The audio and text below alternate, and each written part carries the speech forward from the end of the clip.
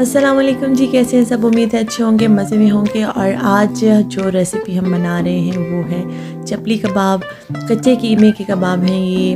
तो स्टार्ट करते हैं। तो जी सबसे पहले हमें लेना है बारीक कीमा, ये आधा किलो है। इसको मैंने अच्छे से धो लिया है और पानी इसमें से बिल्कुल हमने निकाल देना है।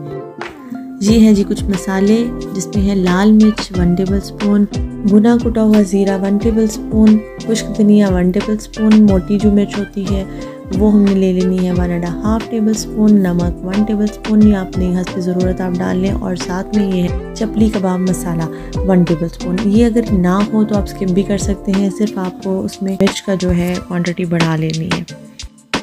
अब जी ये हमने कीमा ले लिया है, उसमें मैंने एक बड़े साइज़ का प्याज 1 टेबल स्पून, अदरक 1 टेबल स्पून, लहसुन और 1 ही टेबल स्पून मैंने इसमें डाल ली है हरी मिर्च कटी हुई, यानी 3 से 4 अदद हरी मिर्ची हैं इसमें, ये हमने ऐड कर दी।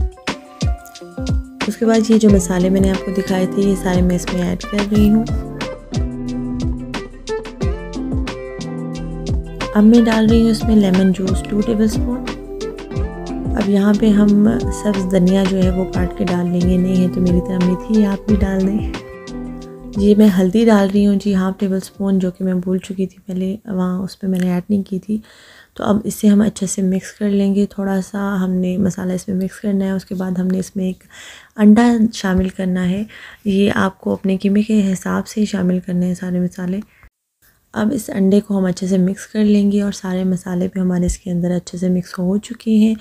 ये देखिए अब हमारा ये जो है ना बिल्कुल टूट नहीं रहा कीमा आपस में, तो ये बहुत अच्छे हमारे सॉफ्ट से कबाब बन जाएंगे।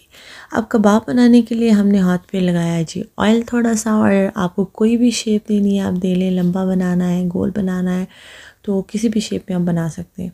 सिर्फ आपको इतना ध्यान रखना है कि जब हम कच्चे कीमे के कबाब बनाते हैं तो वो हमें थोड़े से पतले बनाने होते हैं, क्योंकि जैसे ही हम उन्हें फ्राई करें तो वो श्रिंक हो जाते हैं और मोटे हो जाते हैं।